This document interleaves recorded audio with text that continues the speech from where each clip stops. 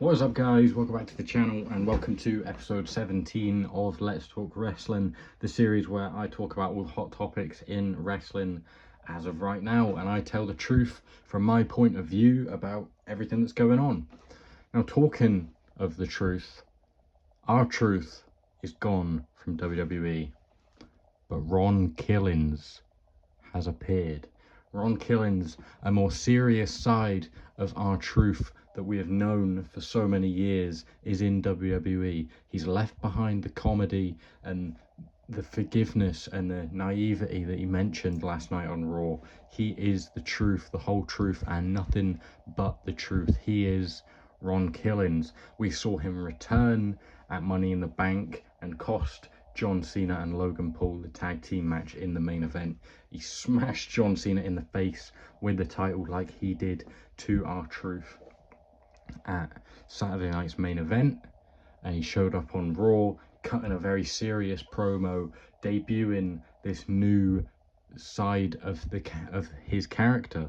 He loves R-Truth, but it's documented, and there are reports that R-Truth wanted to finish his career, or just at some point in the end of his career have a more serious character. I don't know if he will finish his career as Ron Killings or if he'll potentially go back to a sort of R-Truth role, but that is what he wanted. Whether that was why the WWE didn't want to keep him and they preferred him in that role sort of thing than a serious role, we might never know. You know, there's a lot of questions to be asked about the whole contract situation. There's two sides are saying very different things. Triple H in the press conference basically said that it was a work, but R-Truth has said it isn't a work. Ron Killings, I suppose now, sorry, said it isn't a work. His son went on Instagram and reposted a post saying WWE were lying about it.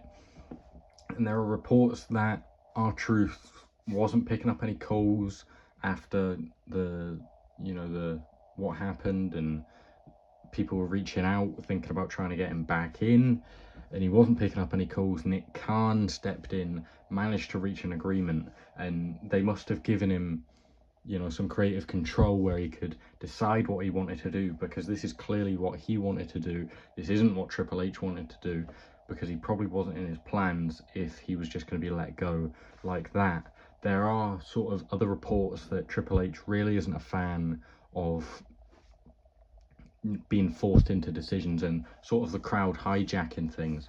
But, at the start of his reign, we thought, or the start of him picking up the pen and, booking the show, we thought that it'd be a new era and listening to the fans, but I suppose they are more sometimes. They're being forced into decisions, but it still doesn't seem like it's happening like smoothly. They're not a big fan of it, but it's happened a few times. We've had the whole Rock situation, Rock and Cody from last year's Mania. This now they've brought back R-Truth. Carlito hasn't got so much of that, unfortunately. So I don't know if you would assume. I don't know. It makes more sense for if this was a work, that letting Carlito go would also be a work, and he would just show up in a few weeks or something. But I doubt that's going to happen, because Carlito has not had that sort of reception to him being gone. R-Truth had a really, really big reaction to it, and he mentioned that in his promo that he is here because of them.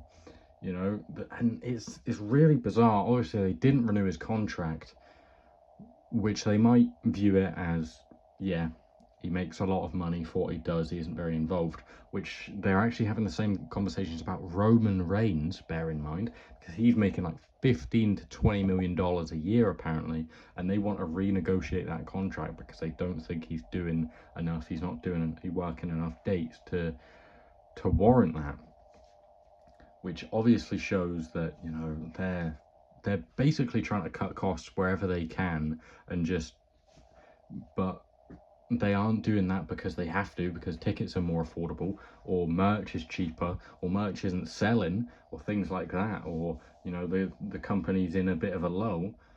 because wrestling's in a boom period still. It's the biggest it's ever been. They don't really need to cut costs, and it's a really weird one. You know, they don't value loyalty, it seems. You know, even with Roman Reigns is on that sort of money because he's been loyal and he's worked his ass off through, you know, a lot of shit that he got, like the suffering succotash stuff, and the fans hated him for years.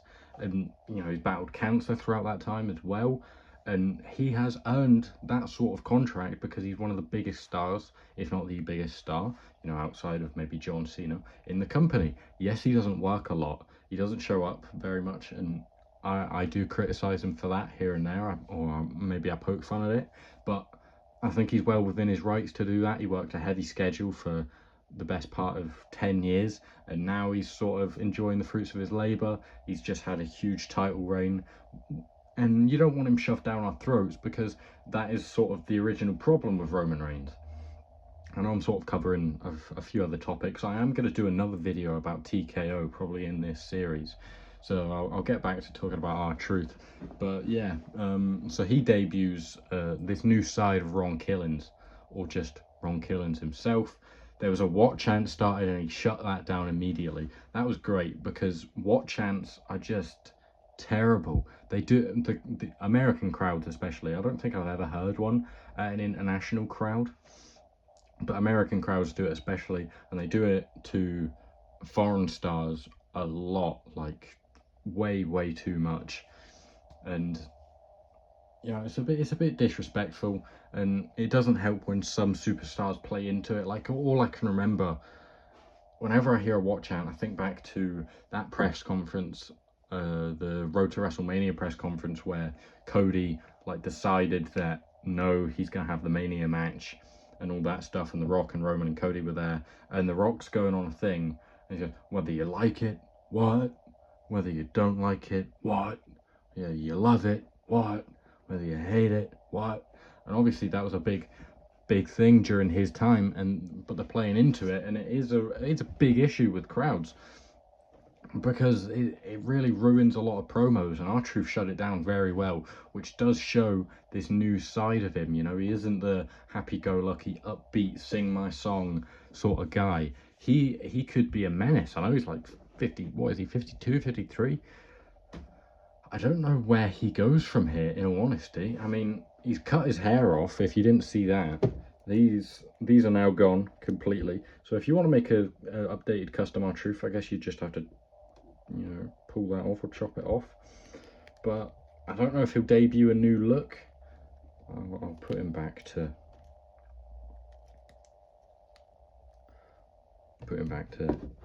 smacking Cena in the face with a belt. Whether he'll debut a new look or not a new song, because I saw Metro Boomin on Twitter said he would love to make a new song, and R-Truth said he likes What's Up, there's nothing wrong with it. And so, you know, we might not get a huge change in that way, but this is a huge character shift from R-Truth, and one I'm very on board with. I'm not old enough to have seen Ron Killings, you know, whether that being like TNA or other has he been at any other places, but you know, from what I've heard, he was a very good character, and I'm very interested to see this side of R-Truth, because it's not something we've seen since like the stuff with the Miz, the original stuff with the Miz, not like last year's run with the Miz. Like when he broke into the Hell in a Cell with the Miz, that was a really cool angle, and I really actually liked that at the time. Well, not really at the time, I didn't care at the time, I just wanted John Cena to win. But looking back on it, I thought that was really cool. And if we see that side of R-Truth again, and we see him build as a real competitor, you know, because Cena tried to get him to, you know, convince people to keep him by putting him in that role. So I've got a lot of respect for John Cena for doing something like that. I don't know if they can carry on a feud or something. It seems like they won't with the CM Punk stuff, which I'll probably do another episode of Let's Talk Wrestling on. So I'll leave the playlist up here, probably earlier in the video, and you can check that out. I will have left the channel link up here as well if you want to subscribe if you've enjoyed. I am going to wrap this up in a second, I think. Have I mentioned everything I want to talk about? So yeah, it's just going to be interesting to see where he goes, what sort of feuds he will have as this new Ron Killings character, and you know, if he'll be a good guy or a bad guy. He turned heel, sort of, on a heel. Cena's not a face, so I wouldn't say R-Truth is a heel. I would say he's just a serious face character, because he's got to be a face because of how over he is with the crowd. Obviously, the crowd and the fans literally brought back R-Truth, Ron Killings, and forced the WWE into making that decision, which is something that is very important to remember.